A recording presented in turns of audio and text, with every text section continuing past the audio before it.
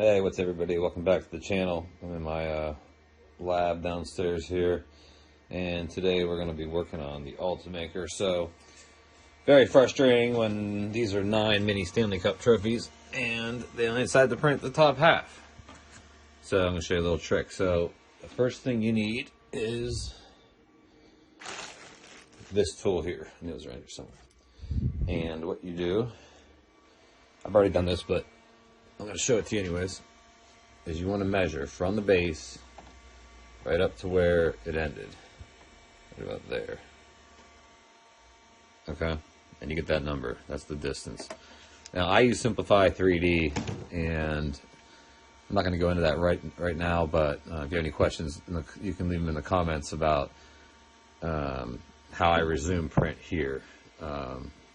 Make sure nothing moves on this bed, like the glass doesn't move, but as long as everything stayed the same, you can resume if you just tell it what layer to start at. And so I got that measurement. I had already done this, so I'm going to go into the files, pick the little wheelie thing, Stanley Cup. I usually write the word remains. There we go.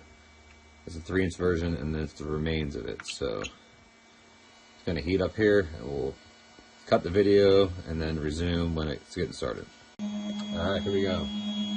So it does a little purge segment, so I'm going to pull that out of the way.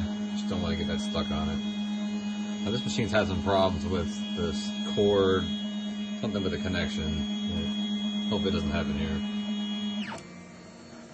Alright, so I measured it perfectly. So that's really dead on. If it's a little bit off, you really need to start it over, because if there's not a good layer adhesion right here out of the gate, the part will fail. So this should work, but it's always a good idea to sit here for like a minute. Make sure. Yep, that looks just about perfect. Alright, well, we'll let it go, and we'll catch everyone next time on the YouTube.